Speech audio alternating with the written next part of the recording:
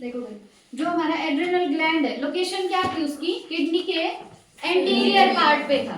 Adrenal gland kidney के anterior part पे present था। एड्रिनल ग्लैंड का नंबर कितना था? 2। ठीक है, एक किडनी पे एक एंटीरियर ग्लैंड प्रेजेंट होता है उसके एंटीरियर पार्ट पे।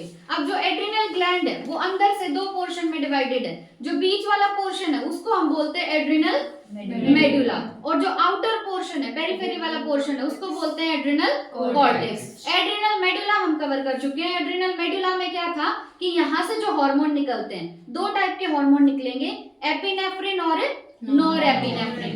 एपिनेफ्रिन का एक और नाम है एड्रिनलिन और नॉरएपिनेफ्रिन का एक और नाम है नॉरएड्रिनलिन। इन हार्मोन्स को हम बोलते हैं कैटेचोल अमाइंस। ठीक है, और साथ में इनको बोलते हैं इमरजेंसी हार्मोन या हार्मोन्स ऑफ फाइट या फ्लाइट, या तो लड़ो या भाग जाओ।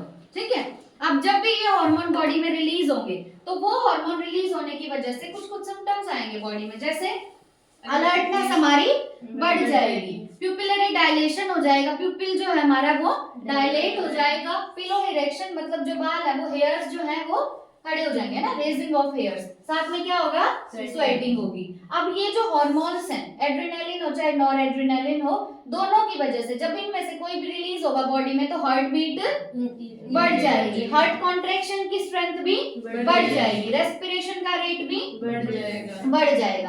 अब कैटेचोल अमाइंस जो है ये स्टिमुलेट करते हैं ग्लाइकोजन के ब्रेकडाउन को। ग्लाइकोजन जब टूटेगा तो क्या रिलीज होगा? ग्लूकोज। क्या रिलीज होगा? ग्लूकोज रिलीज होगा। अब ग्लूकोज रिलीज हो रहा है तो इससे ब्लड ग्लूकोज लेवल बढ़ जाएगा। ठीक है, ब्लड ग्लूकोज लेवल बढ़ गया तो एक तो इन हार्मोन्स ने ब्रेक डाउन कराया कार्बोहाइड्रेट का यानी ग्लाइकोजन का, दूसरा ये कराते हैं लिपिड का भी ब्रेक डाउन और प्रोटीन का भी ब्रेक डाउन। अब एड्रिनल मेडुला हो गया। एड्रिनल मेडुला के बाद कौन सा पोर्शन है? Adrenal cortex. एड्रिनल कॉर्टेक्स जो है इसको हमने 3 लेयर्स में डिवाइड किया और तीनों लेयर्स में बहुत ज्यादा कंफ्यूजन होता है। एड्रिनल कॉर्टेक्स की 3 लेयर्स कौन सी है? देखो, सबसे अंदर वाली लेयर है ज़ोना रेटिकुलरिस।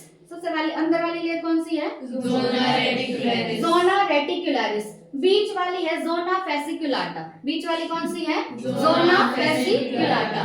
और सबसे बाहर वाली है ज़ोना ग्लोमेरुलोसा। सबसे बाहर वाली कौन सी है? Zona glomerulosa. अब ग्लोमेरुलस वर्ड तो तुमने सुना हुआ है ना, तो यहाँ से याद रखो सबसे बाहर वाली लेयर तो कौन सी है? Zona glomerulosa. अब यूं याद रखो कि एक रैट है और वो रैट अंदर फंसा हुआ है। रैट अंदर फंसा हुआ है तो रैट से तो क्या हो गया? रेटिकुलरिस। तो अंदर वाली लेयर तो कौन सी है? रेटिकुलरिस। फंसा हुआ मतलब फेसिकुलाटा। फंसा हुआ मतलब फेसिकुलाटा। तो बीच वाली कौन सी है? फेसिकुलाटा। और बच गई आउटर, तो आउटर कौन सी है? ग्लोमेरुलोसा। ठीक है, तो जो हमारा एड्रिनल कॉर्टेक्स है, एड्रिनल कॉर्टेक्स की कितनी लेयर? 3। सबसे अंदर वाली ज़ोना रेटिकुलरिस। सबसे अंदर वाली क्या है? Zona reticularis. बीच वाली ज़ोना फेसिकुलाटा और सबसे बाहर वाली ज़ोना ग्लोमेरुलोसा। Zona glomerulosa. ठीक है, अब एड्रिनल कॉर्टेक्स जो है वो बहुत सारे हार्मोन सिक्रीट करता है और एड्रिनल कॉर्टेक्स से आने वाले हार्मोन्स को बोलते हैं कॉर्टिकोइड्स। क्या बोलेंगे? एड्रिनल मेडुला से आने वाले हार्मोन्स का नाम क्या था? Catechol amines. क्या था नाम? Catechol amines. एड्रिनल कॉर्टेक्स से आने वाले हार्मोन्स का नाम है कॉर्टिकोइड्स। क्या है हार्मोन का नाम? Corticoids. The corticoids which are involved in carbohydrate metabolism are called glucocorticoid. देखो ग्लूको वर्ड किससे रिलेटेड है? ग्लूकोज। और ग्लूकोज है एक कार्बोहाइड्रेट, तो जहां भी ग्लूको वर्ड आए मतलब कार्बोहाइड्रेट की बात हो रही है तो ऐसे कॉर्टिकोइड हार्मोन जो कार्बोहाइड्रेट के मेटाबॉलिज्म में इन्वॉल्व हैं उन हार्मोन्स को बोलेंगे ग्लूकोकॉर्टिकोइड। क्या बोलेंगे? ग्लूकोकॉर्टिकोइड, क्योंकि ग्लूकोज क्या है? Carbohydrate. In our body cortisol is the main glucocorticoid. हमारी बॉडी में मेन ग्लूकोकॉर्टिकोइड कौन सा है?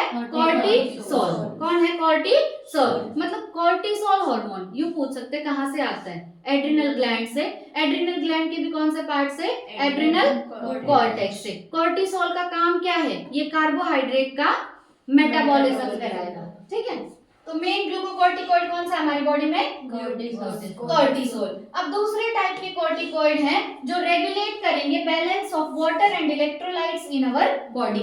हमारी बॉडी में इलेक्ट्रोलाइट और वाटर का एक बैलेंस बना रहे, इसको मेंटेन करते हैं मिनरलोकॉर्टिकॉइड। कौन? मिनरलोकॉर्टिकॉइड। और मेन जो मिनरलोकॉर्टिकॉइड है हमारी बॉडी में वो है एल्डोस्टेरोन। कौन है? एल्डोस्टेरोन। चलो अब एक बार नोटबुक निकाल लो, इसको अच्छे से कवर करते हैं, बहुत इंपॉर्टेंट है। एड्रिनल मेडुला खत्म। एड्रिनल मेडुला के बाद क्या आता है? Adrenal cortex. एड्रिनल कॉर्टेक्स जो है इससे रिलेटेड एक बीमारी बताई थी तुम्हें, नाम बताओ उसका। Edison's disease. एड्रिनल कॉर्टेक्स से जो हार्मोन आते हैं उन हार्मोन्स का नाम क्या देखा हमने? कॉर्टिकॉइड्स। क्या नाम देखा? कॉर्टिकॉइड्स। और वो कॉर्टिकॉइड जो कार्बोहाइड्रेट का मेटाबॉलिज्म कराते हैं, अगर वो कॉर्टिकॉइड कम रिलीज होंगे तो कौन सी बीमारी होती है?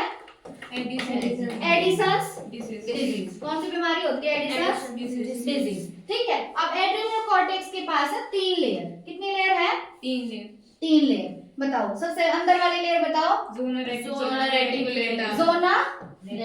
रेटिकुलरिस। सबसे अंदर वाली क्या है? Zona reticularis. की एक रैट था और रैट जो है वो अंदर फंस गया, है ना? रैट अंदर फंस गया। गया से तुम ग्लोमेरुलस भी याद रख सकते हो, बाहर वाली। ठीक है, अब जोना रेटिकुलरिस के बाद बीच वाली लेयर कौन सी है? फंस गया तो जोना फेसिकुलाटा। बीच वाली क्या है? जोना फेसिकुलाटा। और सबसे अंदर वाली क्या होगी? सॉरी सबसे बाहर वाली जोना ग्लोमेरुलोसा। Zona glomerulosa. ठीक है, अब एड्रिनल कॉर्टेक्स से जो हार्मोन आ रहे हैं उन हार्मोन का नाम क्या रखा हमने? कॉर्टिकॉइड्स। हार्मोन्स का नाम क्या है? कॉर्टिकॉइड्स। ये कॉर्टिकॉइड्स अब तक हमने 2 टाइप के देखे। कितने टाइप के? 2 टाइप के। एक तो वो कॉर्टिकॉइड जो कार्बोहाइड्रेट के मेटाबॉलिज्म में इन्वॉल्व होंगे। कार्बोहाइड्रेट के मेटाबॉलिज्म में जो इन्वॉल्व है उन कॉर्टिकॉइड्स का नाम क्या रखा हमने?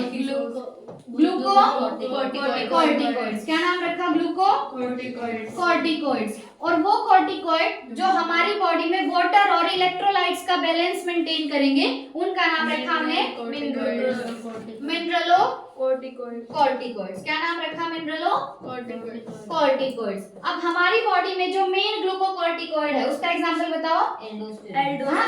Glucocorticoid cortisol. मेन ग्लूकोकॉर्टिकॉइड कौन है?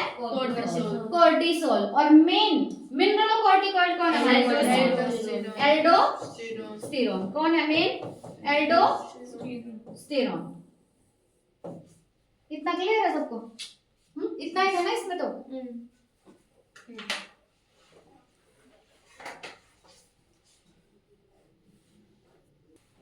देखो ये जो पैराग्राफ है ना इसमें बहुत कुछ दिया है इन्होंने और बहुत लोग कंफ्यूज रहते हैं, तो बिल्कुल ध्यान से पढ़ना है इसको। देखो, glucocorticoids stimulate gluconeogenesis, lipolysis and proteolysis and inhibit cellular uptake and utilization of amino acids. Glucocorticoids के और मिनरलोकॉर्टिकॉइड्स के काम देखने हैं अब हमें। ग्लूकोकॉर्टिकॉइड क्या स्टिमुलेट करेंगे? ग्लूकोनियोजेनेसिस। देखो वर्ड्स को ना तोड़ना सीखो। ग्लूको मतलब ग्लूकोज, नियो का मतलब होता है नया, नियो मतलब और जेनेसिस मतलब बनना, जेनेसिस मतलब बनना। तो ग्लूकोनियोजेनेसिस मतलब नया ग्लूकोज बनना। ठीक है, तो जो ग्लूकोकॉर्टिकॉइड है वो स्टिमुलेट करेगा ग्लूकोनियोजेनेसिस को, यानी वो नए ग्लूकोज को बनवाएगा। दूसरा वो स्टिमुलेट करता है लिपोलाइसिस को। लिपो मतलब लिपिड और लाइसिस मतलब टूटना, लाइसिस मतलब टूटना। तो ये नया ग्लूकोज बनवाता है और लिपिड को क्या कराता है? तोड़ता है, लिपिड को तोड़वाएगा।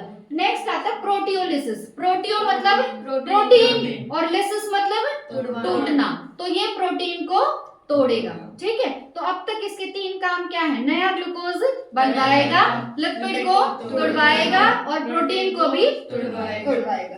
नेक्स्ट, ये इनहिबिट करेगा cellular uptake and utilization of amino acids. ये सेल्स को बोलेगा कि ना तो तुम अमीनो एसिड्स को लो और ना उसको यूज करो। ठीक है, तो ये इनहिबिट करता है सेलुलर अपटेक को और यूटिलाइजेशन को। किसका? अमीनो एसिड्स का। ये सेल्स को बोलेगा कि ना तो अमीनो एसिड्स को तुम लो और ना उसको यूज करो। ठीक है, यूटिलाइज करना मतलब यूज करना। तो अब तक हमने ग्लूकोकॉर्टिकॉइड के कितने काम देखे? चार्ज। पहला वो नए ग्लूकोज को बनवाएगा, दूसरा वो लिपिड को तोड़ेगा और तीसरा प्रोटीन को भी तोड़वाएगा और सेल्स को बोलेगा कि ना तो तुम अमीनो एसिड्स को लो और ना उनको यूज करो। मतलब जो सेल्यूलर अपटेक और यूटिलाइजेशन अमीनो एसिड्स का उसको ये इनहिबिट करता है। नेक्स्ट, अब मेन जो हमारी बॉडी में ग्लूकोकॉर्टिकॉइड है वो कौन सा है? कॉर्टिसोल। तो cortisol is also involved in maintaining the cardiovascular system as well as the kidney functions. Cardiovascular system मतलब जो हमारे हार्ट से रिलेटेड जितनी भी चीजें हैं उसको और साथ में किडनी के फंक्शंस को मेंटेन करता है कौन? कॉर्टिसोल। ठीक है, और भी बहुत सारे हार्मोन इन्वॉल्व हैं लेकिन उनमें से एक हार्मोन है कॉर्टिसोल। ठीक है, तो कॉर्टिसोल का एक फंक्शन क्या बताया कि हमारी कार्डियोवास्कुलर एक्टिविटी को मेंटेन करने में और किडनी के फंक्शंस को मेंटेन करने में इन्वॉल्व है कौन सा हार्मोन? कॉर्टिसोल। ठीक है, नेक्स्ट है glucocorticoids, particularly cortisol, produces anti-inflammatory reactions and suppress the immune response. ये हमारे इम्यून रिस्पॉन्स को सप्रेस करते हैं ग्लूकोकॉर्टिकॉइड। इसको ध्यान से समझना तुम, 12th में आती है वैसे ये चीज। जैसे मान लो हमें ना कहीं पे भी चोट लगी, ठीक है, जब हमें कहीं भी चोट लगती है तो वहां पे जलन होती है ना, हीट भी प्रोड्यूस होती है। तो जो वो जलन हो रही है, वो हीट प्रोड्यूस हो रही है, वो हमारा इम्यून सिस्टम करा रहा है। कौन करा रहा है? हमारा इम्यून सिस्टम। इसीलिए हम उसको बोलते हैं इम्यून रिस्पॉन्स। तो चोट लगने पे जो हमें जलन होती है, जलन मतलब इन्फ्लेमेशन, जो हमें जलन होती है, जो दर्द होता है, वो किसका है? इम्यून रिस्पॉन्स के कारण है। किसके कारण है? Immune response. हमारे इम्यून सिस्टम ने करवाया वो सब। तो जो ग्लूकोकॉर्टिकॉइड है ये उन इन्फ्लेमेटरी रिएक्शंस का क्या करते हैं? एंटी प्रोड्यूस करते हैं, मतलब उनको रुकवाएंगे। अगर वो रुक गए तो हमारा इम्यून रिस्पॉन्स स्टिमुलेट हो रहा है या सप्रेस हो रहा है? सप्रेस। क्योंकि ये सब तो इम्यून रिस्पॉन्स था, पर इसने प्रोड्यूस किए anti inflammatory reactions. Inflammatory reaction मतलब जलन होगी और एंटी इन्फ्लेमेटरी रिएक्शन मतलब जो जलन हो रही थी वो रुक जाएगी। ठीक है, तो ग्लूकोकॉर्टिकॉइड्स क्या प्रोड्यूस करते हैं? एंटी इन्फ्लेमेटरी रिएक्शंस, जिसकी वजह से हमारा इम्यून रिस्पॉन्स सप्रेस हो जाएगा। ठीक है, आइए बात समझ। कितने काम हो गए अब तक ग्लूकोकॉर्टिकॉइड्स के? 5। हाँ, उसके बाद क्या है? Cortisol stimulates the RBC production. Cortisol जो है वो आरबीसी प्रोडक्शन को भी स्टिमुलेट करता है। इससे पहले एक हो रहा था आरबीसी प्रोडक्शन में, थायरोक्सिन था, सपोर्ट आरबीसी प्रोडक्शन। हाँ, एक हार्मोन आया था पीछे, ऊपर थायरोक्सिन ऊपर है, थायराइड में सपोर्ट प्रोसेस ऑफ। कहाँ पे है? ऊपर है ना? हाँ, सही हाँ, ये रहा। These hormones also support the process of RBC formation. कौन से हार्मोन? Thyroid hormone. मतलब थायराइड ग्लैंड से आने वाले हार्मोन सपोर्ट करते हैं आरबीसी फॉर्मेशन को। अब तुम्हें क्वेश्चन में दे देगा आरबीसी फॉर्मेशन और बीच नीचे ना 3-4 हार्मोन दे देगा, तो उसमें तुम्हें सेलेक्ट करना है कितने हार्मोन आरबीसी फॉर्मेशन में इन्वॉल्व है। तो एक तो थायराइड ग्लैंड के हार्मोन और दूसरा कौन से हार्मोन आए? ग्लूकोकॉर्टिकॉइड्स है ना, यानी कॉर्टिसोल। तो cortisol stimulates the RBC production. अब ये तो बात होगी किसकी? ग्लूकोकॉर्टिकॉइड्स की, है ना। एक बार बताओ, ग्लूकोकॉर्टिकॉइड्स जो हैं, पहला वो कराएंगे ग्लूकोज का सिंथेसिस, मतलब नया ग्लूकोज बनवाएंगे। दूसरा वो लिपिड को तोड़वाते हैं, तीसरा वो प्रोटीन को भी तोड़वाते हैं, है ना। और फोर्थ वो सेल्स का सेलुलर अपटेक जो है और यूटिलाइजेशन है किसका? अमीनो एसिड्स का, उसको इनहिबिट करेंगे। ठीक है, उसके बाद हमने देखा कि ग्लूकोकॉर्टिकॉइड्स जो हैं उसमें भी कॉर्टिसोल वो इन्वॉल्व है हमारे कार्डियोवास्कुलर सिस्टम को मेंटेन करने में और किडनी के फंक्शंस को मेंटेन करने में। देन जो ग्लूकोकॉर्टिकॉइड है और उसमें भी कौन? कॉर्टिसोल, वो प्रोड्यूस करेगा कौन सी रिएक्शंस? एंटी इंफ्लेमेटरी रिएक्शंस, जिससे हमारा इम्यून रिस्पॉन्स सप्रेस हो जाता है। ठीक है, अब लास्ट क्या है कॉर्टिसोल का function? It stimulates the RBC production. अब एल्डोस्टेरोन क्या है? मिनरलोकॉर्टिकॉइड। तो ग्लूकोकॉर्टिकॉइड्स की बात बात होगी, अब आएगी मिनरलोकॉर्टिकॉइड्स की। तो मिनरलोकॉर्टिकॉइड मेन कौन सा है हमारी बॉडी में? एल्डोस्टेरॉन। ये एक्ट करेगा mainly at the renal tubules, ये रीनल ट्यूब्यूल्स पे काम करता है और स्टिमुलेट करेगा रीअब्जॉर्प्शन किस किस का? Na पॉजिटिव का और वाटर का, और एक्सक्रीशन करा देगा K पॉजिटिव का और फॉस्फेट आयंस का। तो जो एल्डोस्टेरॉन है जो कि मिनरलोकॉर्टिकॉइड है, उसका काम क्या है कि हमारी बॉडी में इलेक्ट्रोलाइट और वाटर का बैलेंस रखना है इसको। तो इसके लिए ये काम करता है रीनल ट्यूब्यूल्स पे। किस पे काम करेगा? Renal tubules. रीनल ट्यूब्यूल किसका पार्ट है? किडनी का, है ना। तो एल्डोस्टेरॉन किस पे काम कर रहा है? किडनी पे। किडनी के भी कौन से पार्ट पे? रीनल ट्यूब्यूल्स पे। अब ये रीनल ट्यूब्यूल्स को बोलेगा कि Na पॉजिटिव और वाटर का तो कर लो रीअब्जॉर्प्शन, और एक्सक्रीशन कर दो किस किस का? K पॉजिटिव और फॉस्फेट आयंस का। ठीक है, तो एक्सक्रीशन तो किस किस का कराएगा? K पॉजिटिव और फॉस्फेट आयन का, है ना। और अब रीअब्जॉर्प्शन किस किस का कराएगा? Na पॉजिटिव और वाटर का। Does aldosterone help in maintenance of electrolytes, body fluid volume, osmotic pressure and blood pressure? तो इस तरीके से जो एल्डोस्टेरॉन है वो काफी चीजों को मेंटेन रखता है। किस किस को मेंटेन रखेगा हमारी बॉडी में? पहला इलेक्ट्रोलाइट्स, दूसरा बॉडी फ्लूइड वॉल्यूम। अब बॉडी फ्लूइड वॉल्यूम के साथ ही याद करो ब्लड प्रेशर, और लास्ट बच गया ऑस्मोटिक प्रेशर। ठीक है, तो किस किस को मेंटेन करेगा एल्डोस्टेरॉन? पहला इलेक्ट्रोलाइट्स, दूसरा बॉडी फ्लूइड वॉल्यूम, तीसरा ब्लड प्रेशर, और फोर्थ होगा osmotic pressure. Small amounts of androgen, अब देखो ग्लूकोकॉर्टिकॉइड्स भी पूरा हो गया और मिनरलोकॉर्टिकॉइड भी। अब नेक्स्ट बात क्या है? Small amount of androgenic steroids are also secreted by the adrenal cortex which play a role in the growth of axial hair, pubic hair and facial hair during puberty. अब androgenic steroid क्या होते हैं? Androgens, androgen सुना है तुमने पहले कभी? अभी शायद मैंने बताया भी था जब हमने पिट्यूटरी पढ़ा, है ना। एंड्रोजन क्या है? मेल हार्मोन है ये। ठीक है, तो एंड्रोजेनिक स्टेरॉइड जो है ये भी थोड़ी बहुत अमाउंट में रिलीज होते हैं फ्रॉम एड्रिनल कॉर्टेक्स। ठीक है, और इनका काम क्या क्या है? ये एक्सियल हेयर की ग्रोथ कराते हैं। किसकी ग्रोथ कराएंगे? एक्सियल हेयर, मतलब अंडर आर्म्स वगैरह में जो हेयर आते हैं at the time of puberty, वो कौन से हार्मोन कराते हैं? एंड्रोजेनिक स्टेरॉइड्स, है ना। कहां से आ रहे हैं वो? एड्रिनल कॉर्टेक्स से। एक्सियल हेयर की ग्रोथ कराएंगे, साथ में कराएंगे ग्रोथ प्यूबिक हेयर की। ठीक है, और लास्ट किसकी ग्रोथ कराएंगे? फेशियल हेयर की। ठीक है, तो प्यूबर्टी के टाइम पे जहां भी किसी पर्सन के अंदर हेयर आते हैं उसमें इन्वॉल्व है कौन? एड्रिनल कॉर्टेक्स, क्योंकि एड्रिनल कॉर्टेक्स से क्या आते हैं? एंड्रोजेनिक स्टेरॉइड, लेकिन इनकी अमाउंट बहुत कम है। ठीक है, हेयर कहां पे आएंगे? एक्सियल हेयर, प्यूबिक हेयर और फेशियल हेयर। चलो निकालो अपना।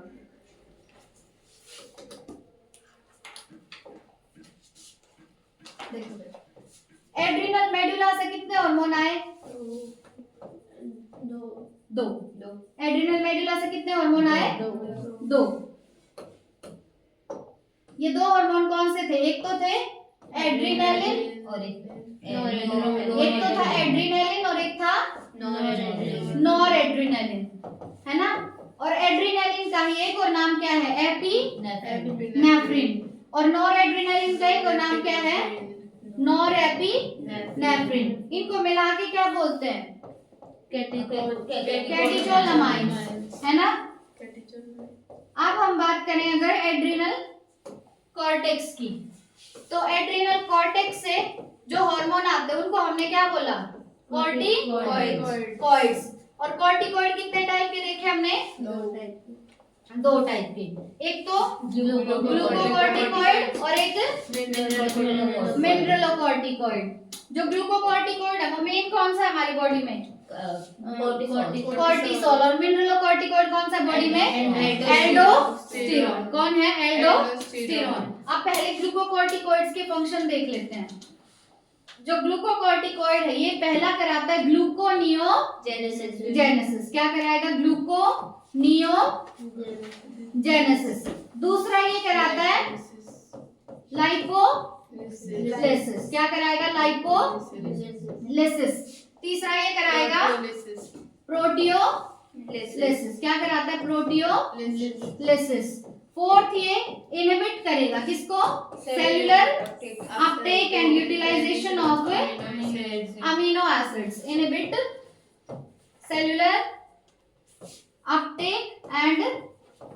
ऑर्गेनाइजेशन ऑफ किसका, अमीनो एसिड्स का। ठीक है, ये तो एक काम हो गया ग्लूकोकॉर्टिकॉइड्स का। दूसरा क्या था कि जो कॉर्टिसोल है ना, कॉर्टिसोल भी क्या है, ग्लूकोकॉर्टिकॉइड। ये कॉर्टिसोल मेंटेन करेगा हमारी एक तो कार्डियोवास्कुलर एक्टिविटी को और दूसरा किडनी के फंक्शंस को।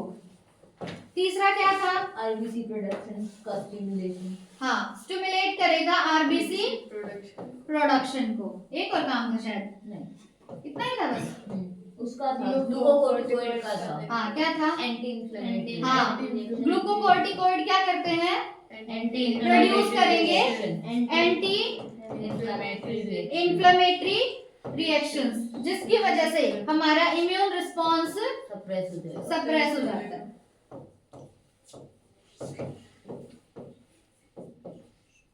ठीक है, ये सारी बातें किसके बारे में, ग्लूकोकॉर्टिकॉइड्स के बारे में। अब ग्लूकोकॉर्टिकॉइड्स के बाद क्या आता है, मिनरलोकॉर्टिकॉइड्स।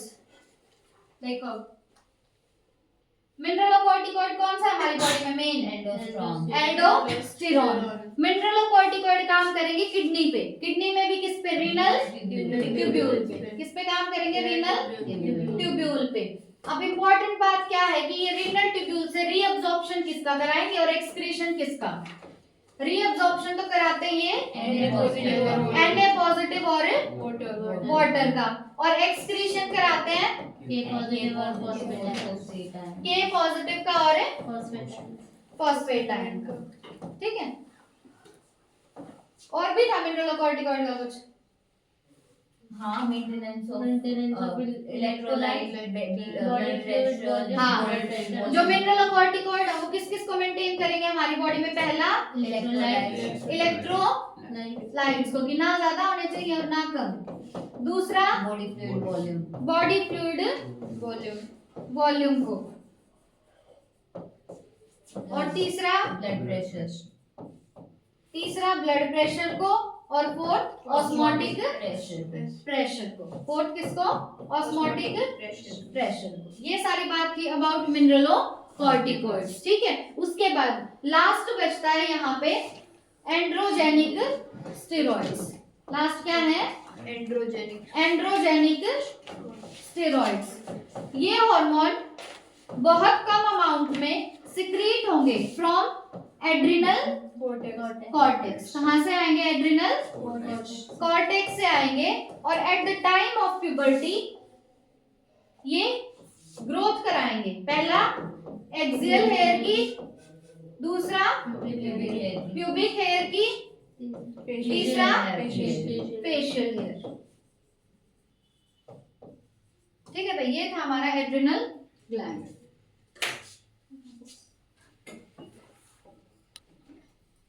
भाई नेक्स्ट टॉपिक है हमारा पेनक्रियाज।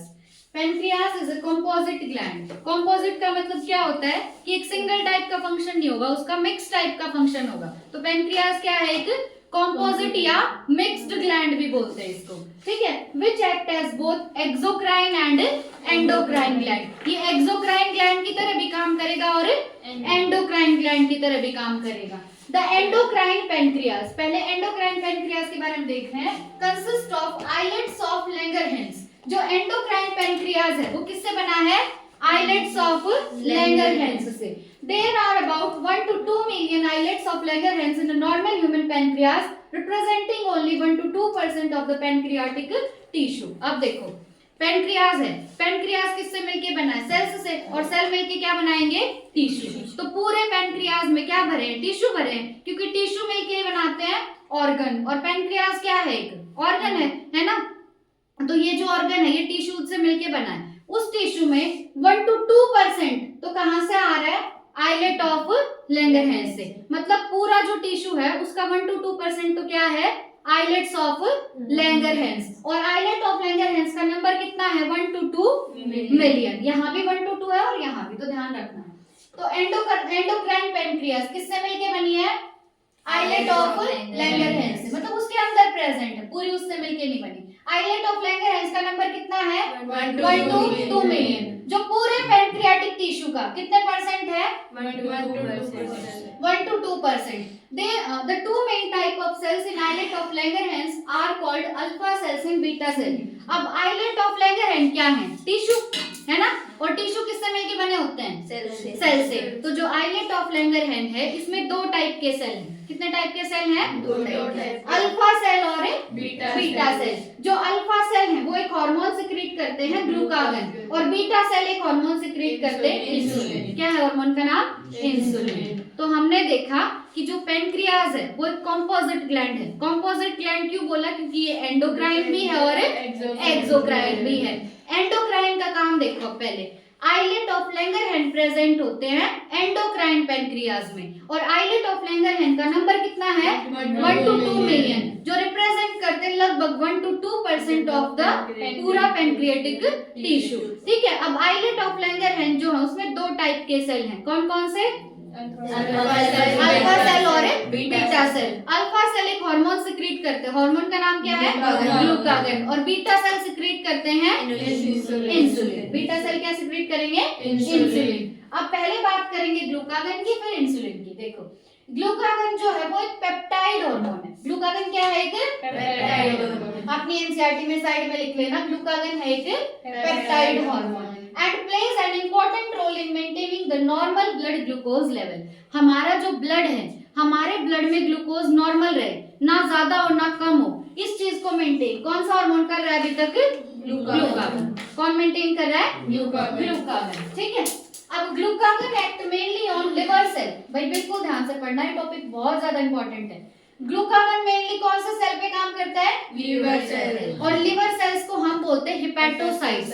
जहां भी हिपैटिक वर्ड आता है ना मतलब वो लिवर से रिलेटेड है, गैस्ट्रिक वर्ड आता है मतलब वो स्टमक से रिलेटेड है। तो लिवर सेल्स को क्या बोलते हैं हिपैटोसाइट्स। तो जो ग्लूकागन है ये मेनली हिपैटोसाइट्स पे काम करता है, और वहां पे सबका ध्यान यहाँ पे होगी, वहां पे ये स्टिमुलेट करेगा ग्लाइकोजिनोलाइसिस को। किसको ग्लाइकोजिनोलाइसिस। देखो ये है ग्लाइकोजन और लाइसिस मतलब टूटना, तो मतलब ये स्टिमुलेट करेगा ग्लाइकोजन के ब्रेक डाउन को, ये ग्लाइकोजन को तोड़वाएगा। ठीक है, तो ग्लाइकोजिनोलाइसिस का मतलब क्या है ग्लाइकोजन का टूटना। ग्लूकोनियोजेनेसिस का मतलब क्या है ग्लूकोज का बनना। ग्लाइकोजिनोलाइसिस मतलब ग्लूकोज का ग्लाइकोजन का टूटना। किसका टूटना ग्लाइकोजन। और ग्लाइकोजन टूट के क्या देता है हमें ग्लूकोज। ग्लाइकोजन टूट के क्या देता है क्योंकि ग्लाइकोजन ग्लूकोज से बना हुआ था। ठीक है, तो ये जो हार्मोन है ग्लूकागन ये स्टिमुलेट करेगा ग्लाइकोजिनोलाइसिस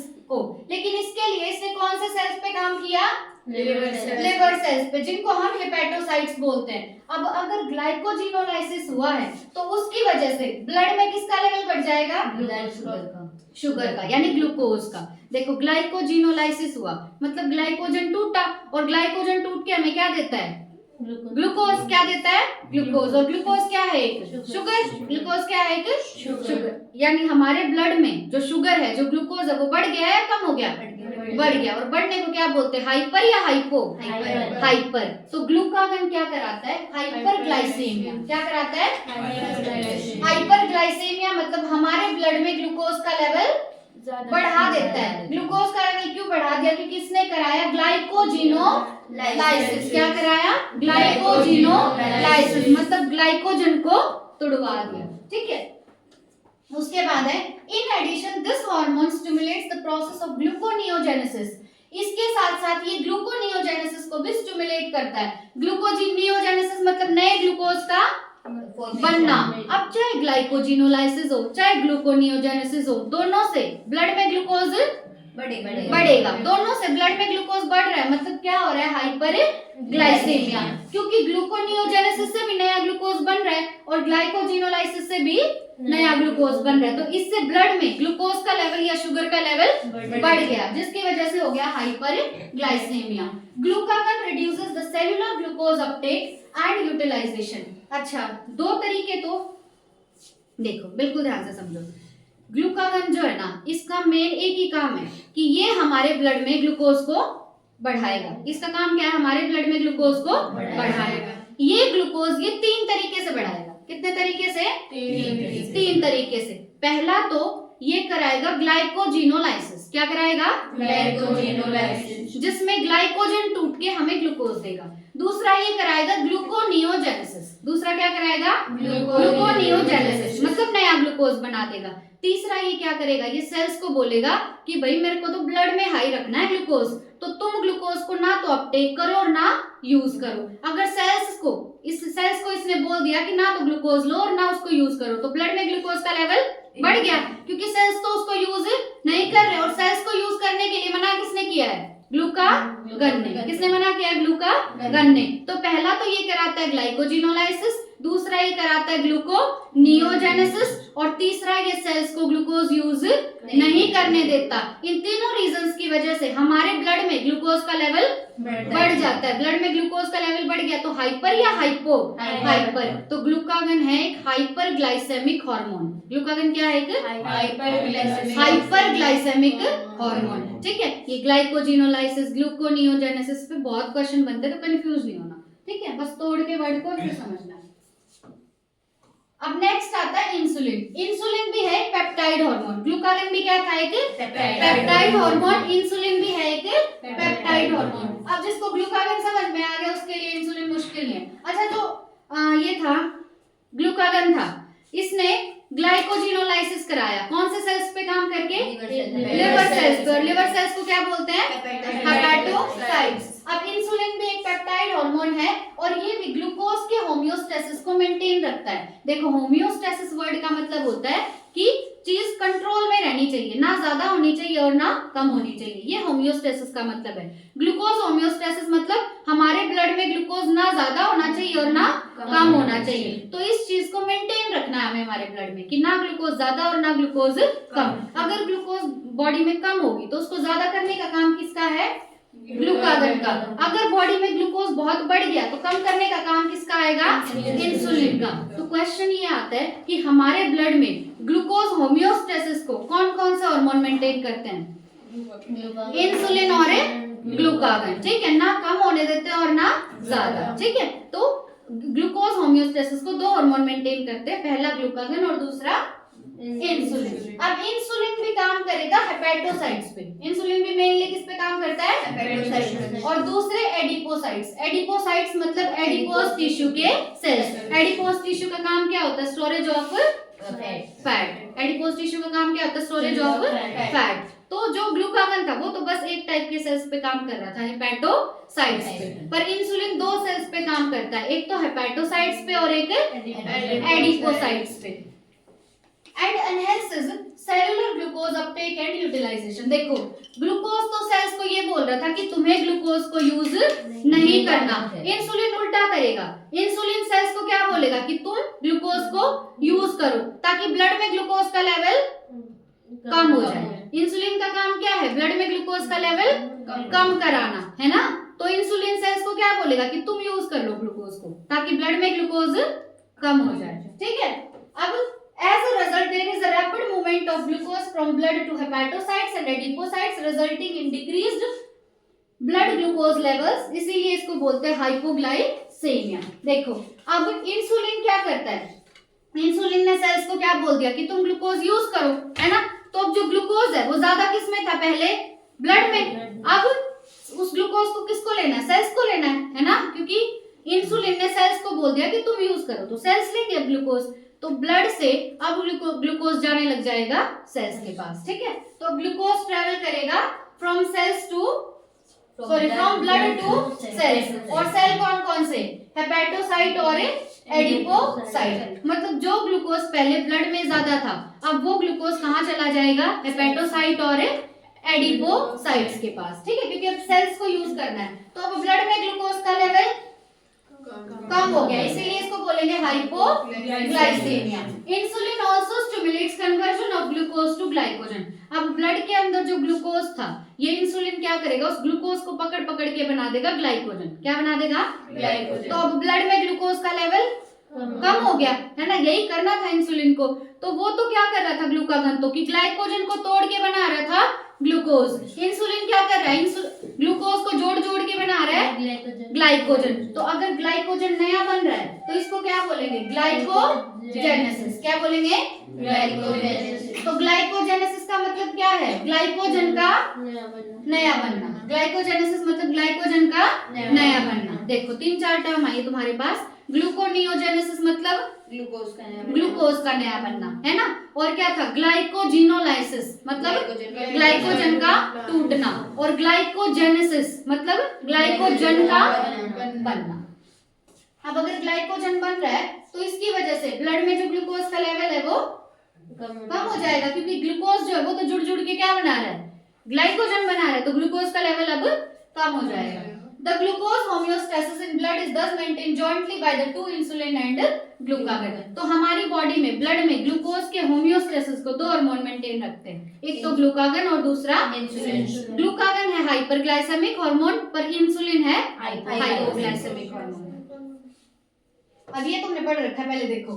प्रोलॉन्ग्ड हाइपरग्लाइसेमिया, अगर किसी इंसान में प्रोलॉन्ग्ड मतलब बहुत लंबे टाइम तक, अगर किसी इंसान में बहुत लंबे टाइम तक हाइपरग्लाइसेमिया हो जाए, हाइपरग्लाइसेमिया मतलब ग्लूकोज का लेवल ज्यादा रहे, अगर किसी इंसान में बहुत लंबे टाइम तक ग्लूकोज का लेवल बहुत ज्यादा है तो उस इंसान को हो जाएगा डायबिटीज मेलाइटस। क्या हो जाएगा, डायबिटीज मेलाइटस। अब डायबिटीज मेलाइटस है तो यूरिन मैला हो जाएगा। यूरिन मैला हो गया तो उसकी वजह से उसके यूरिन में क्या आएगा, ग्लूकोज आएगा। यूरिन में क्या आएगा, ग्लूकोज, है ना। और क्या बनेंगे उसकी बॉडी में, हार्मफुल कंपाउंड्स बनेंगे जैसे कीटोन बॉडीज। ठीक है, तो उसके यूरिन से या तो आता है ग्लूकोज या आती है कीटोन बॉडीज, है ना। हमें पता है ग्लूकोसूरिया और कीटोन्यूरिया ये होंगे, है ना। अब डायबिटिक पेशेंट्स जो है are successfully treated with insulin therapy. तो अगर किसी पर्सन के अंदर ग्लूकोज बहुत ज्यादा हो गया, मतलब ग्लूकागन काम कर रहा है, तो अब हमें उसको कौन सा हार्मोन देना पड़ेगा, बाहर से इंसुलिन, है ना। इसीलिए जिन भी लोगों को डायबिटीज होती है उनको डॉक्टर बाहर से किसका इंजेक्शन देते हैं, इंसुलिन का इंजेक्शन देते हैं ना, ताकि उसका जो ब्लड ग्लूकोज लेवल है वो कम हो जाए। ठीक है, तो इंसुलिन थेरेपी से उनको ट्रीट किया जाता है। तो जो डायबिटीज मेलाइटस है वो किसकी वजह से होता है, हाइपरग्लाइसेमिया या हाइपोग्लाइसेमिया, लेकिन हाइपरग्लाइसेमिया भी प्रोलॉन्ग्ड होना चाहिए, मतलब बहुत लंबे टाइम तक। ठीक है, तो डायबिटीज मेलाइटस का रीजन क्या है, प्रोलॉन्ग्ड हाइपरग्लाइसेमिया, जिसकी वजह से यूरिन में आएंगे या तो ग्लूकोज बॉडीज या कीटोन बॉडीज, यानी ग्लूकोसूरिया या कीटोन्यूरिया। पोज कर दो बस एक बार, फिर इसको लिखिए।